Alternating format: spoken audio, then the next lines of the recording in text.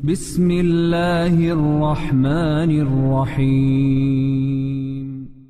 Surah Al-Fajr. Untuk menjelaskan surah Al-Fajr teman-teman, saya akan susunkan beberapa amal yang sangat ditekankan di 10 awal Zulhijjah. Puncak daripada amal ibadah di sini adalah ibadah haji. Karena ibadah haji dikerjakan dari tanggal 8 Zulhijjah sampai 13 Zulhijjah. 6 hari ini adalah 6 hari ibadah haji. Dari 6 hari ini ada 2 hari hukumnya sunnah, ada 4 hari hukumnya wajib.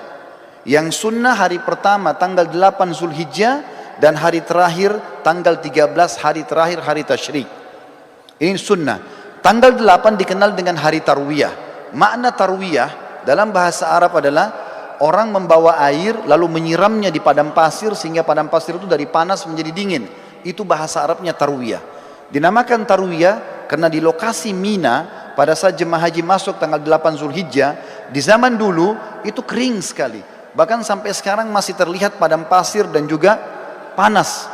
Maka dinamakan dengan tarwiyah. Jemaah haji disunnahkan masuk hari tarwiyah ke Mina, kemudian mereka memakai baju ihramnya, sholat duhur asar jamak qasar takdim, kemudian mereka duduk berzikir, beribadah, mendengarkan ceramah sampai maghrib dan isya. Mereka juga menjamak maghrib sama isya, ditakdim isya di waktu maghrib, kemudian di qasar waktu atau sholat isyanya saja jadi 2 rakaat. Menginap sampai besok pagi, tanggal 9 Zulhijjah, ini dikenal dengan hari Arafah. Jemaah haji pergi ke Arafah, kemudian mereka ibadah di situ dari waktu duha, duhur asar mereka jamak qasar takdim, kemudian mereka tiba sampai maghrib. Sholat maghribnya sunnahnya ditakhir, diterlambatkan di daerah Muzdalifah. Setelah itu besok pagi tanggal 10 di Muzdalifah sunnahnya mereka menginap. Hari raya Idul Adha tanggal 10 Zulhijjah. Di situ mereka melakukan salah satu dari 3 kegiatan. Kalau sudah dilakukan, jemaah haji boleh bertahallul mencukur rambutnya. Yang pertama mereka berkurban, yang kedua mereka jumrah aqabah atau melontar, dan yang ketiga adalah mereka tawaf ifadah, tawaf wajibnya haji. Kalau sudah selesai mereka sudah boleh cukur rambut dan ganti baju ihram menjadi baju biasa. Setelah itu mulai tanggal 10 dikenal dengan hari Adha, hari Nahar, ya.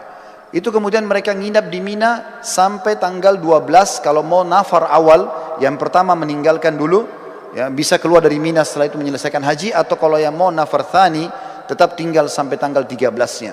Di sini mereka jumrah kecil, sedang, besar, atau jumrah sugra, wusta dan kubra.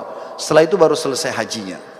Ini ringkasan ibadah haji. Dan teman-teman sudah tidak asing dengan keutamaan haji. Yang sangat mulia adalah hadis Nabi SAW, siapa yang haji tidak rafath. Tidak rafath itu tidak mengucapkan kalimat syahwat kepada selain pasangan halalnya. Cinta, rindu, sayang kepada selain pasangan istri atau selain suami. Siapa yang haji tidak rafath, tidak fusuk, berbuat kejahatan. Masuk dalam fusuk juga adalah memeluk, salaman, ciuman dengan selain mahramnya. Kemudian tidak jidal, berdebat-debat dan bertengkar di musim haji, maka dia akan pulang seperti baru dilahirkan oleh ibunya. Juga sabda Nabi SAW dalam hadis Bukhari Muslim, dua-duanya hadis sahih. Yang tadi juga yang sebelumnya hadis Bukhari Muslim, kata Nabi SAW, umrah ke umrah pengampunan dosa di antara keduanya, dan haji mabrur yang mengikuti syarat dan rukunnya tidak ada balasan kecuali surga. Ini puncak ibadah. Ibadah yang kedua, saudaraku seiman, adalah bagaimana seseorang berpuasa selama 9 hari dan sholat malam selama 9 malam itu. Kok bisa? Dari mana dalilnya? Surah Al-Fajr tadi.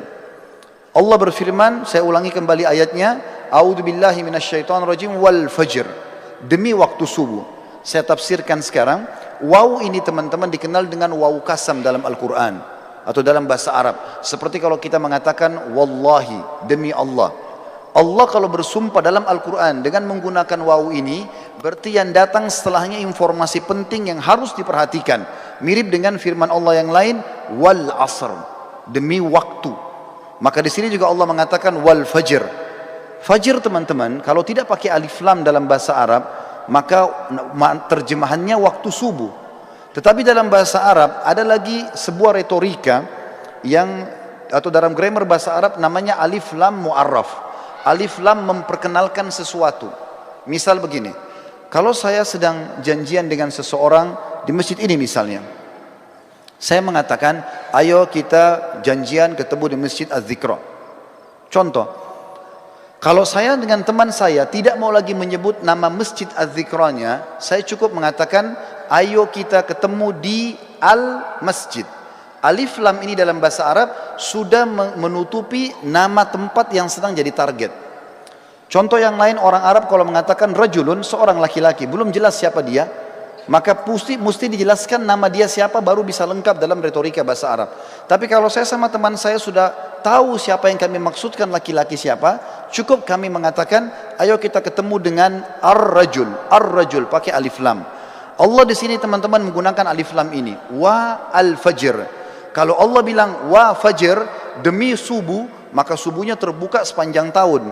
Tapi ternyata ada yang Allah inginkan di sini. Wa al-fajr, berarti demi subuh tertentu yang Allah inginkan, kejarlah itu.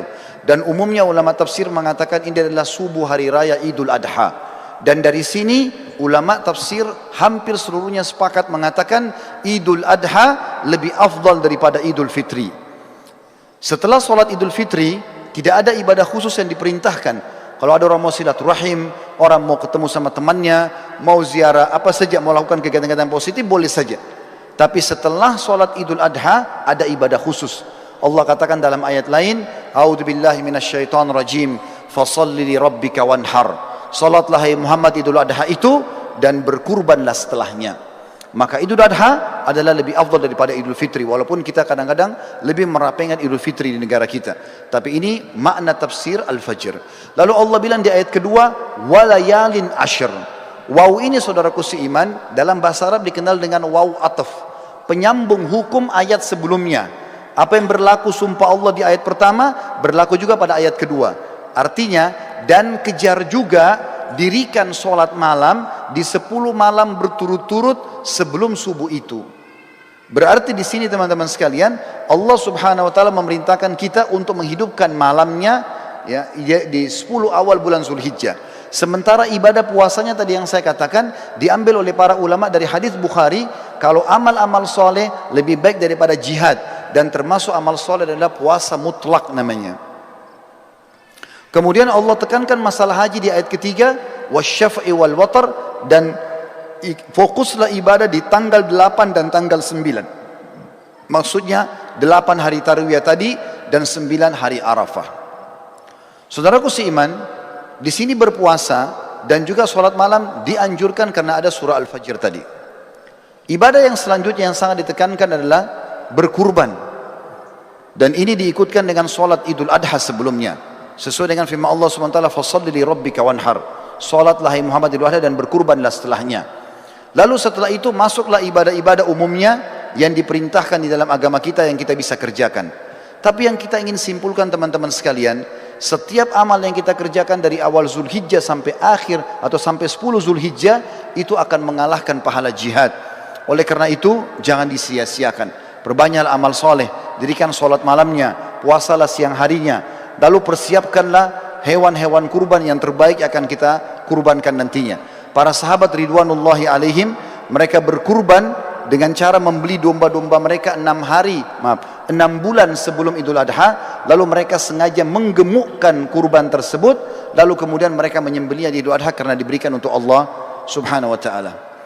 Berhubungan juga dengan masalah ini, sebelum saya menutup khutbah ini, perlu ditekankan tentang masalah Idul Adha. Selain sholat yang sudah masyhur 2 rakaat yang kita kerjakan dengan khutbahnya, tapi kurbannya yang perlu digarisbawahi.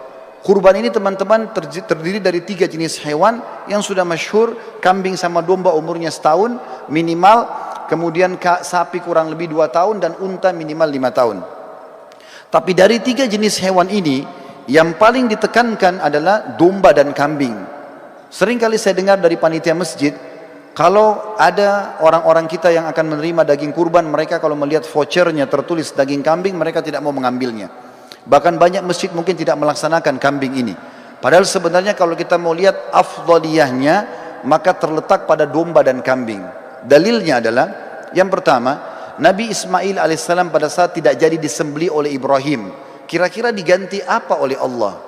Jawabannya jelas, diganti dengan domba. Allah sebutkan dalam Al-Quran. Kemudian yang kedua, hadis Bukhari menjelaskan baginda Nabi alaihissalatu wassalam beliau berkurban dengan 65 ekor domba. atas nama beliau sendiri, beliau menyembelih 15 ekor dengan tangannya yang mulia, kemudian 4 atau 50 ekor dilanjutkan oleh Ali bin Abi Thalib radhiyallahu anhu. Berarti memang domba ini adalah hewan yang sangat dianjurkan, dan termasuk sunnah Nabi SAW selain menyembelihnya juga memakan sebagian dagingnya. Beliau pada saat selesai berkurban, beliau mengatakan idrib li sahma, kosongkan atau lowongkan untukku sebagian daging tersebut. Maka Nabi SAW pun mengkonsumsi itu. Dan kambing ini teman-teman sekalian, sebagai penutup dalam khutbah kita, adalah hewan yang kalau dimakan dengan diniatkan ini adalah perintah agama bisa mendapatkan pahala. Yang pertama, dalilnya adalah hadis Bukhari menjelaskan Nabi SAW sangat gemar memakan paha kambing. Jadi kalau ada persepsi mengatakan kambing itu adalah hewan atau makanan orang Arab, ini keliru. Tapi dia adalah makanan umat Islam, karena memang Nabi SAW sangat gemar dengan paha kambing. Yang kedua, berhubungan dengan dalil ini adalah akikah. Kita tahu setiap muslim kalau punya anak laki-laki, sembelih 2 ekor kambing. Kalau anak perempuan 1 ekor kambing. Ini berlaku baik itu muslim Arab, baik itu muslim bule, baik itu muslim dari Afrika, baik muslim dari Asia Tenggara atau orang Melayu, sama saja. Anak laki-laki 2 ekor kambing, anak perempuan 1 ekor kambing. Dan sunnahnya dalam hadis Bukhari Muslim juga dijelaskan, waktu Hasan dan Husain radhiyallahu anhum lahir, baginda Nabi SAW memerintahkan agar Ali bin Abi Thalib radhiyallahu anhu menyembelih domba untuk Hasan, kemudian berkata, hai Ali, bagikanlah dagingnya kepada kaum muslimin, tetangga-tetanggamu, dan ambillah sebagian untuk dimakan. Sunnahnya membagi sampai 1/3. Berarti di sini teman-teman, kambing itu domba dianjurkan untuk dimakan, karena dalam akikah tidak bisa diganti dengan hewan lain. Dan yang ketiga adalah Idul Adha, di mana sudah saya jelaskan tadi, kalau Ismail AS digantikan oleh Allah dengan domba, begitu juga Nabi SAW menyembelih dengan domba. Tentu menyembelih sapi boleh, menyembelih unta boleh, tapi kalau kita mencari afdaliyahnya, maka kita akan melihat dalil-dalil ini menunjuk atau mengerucut kepada kambing. Semoga bisa diambil manfaat. Aqulu qauli hadza, saya sudah mengucapkan perkataan saya ini, wa astaghfirullah li wa lakum, dan saya beristighfar kepada Allah, mengajak jemaah juga istighfar kepada Allah, fastaghfiruhu innahu huwal ghafurur rahim. Beristighfar dan bertobatlah, karena dia Maha menerima taubat hamba-hambanya.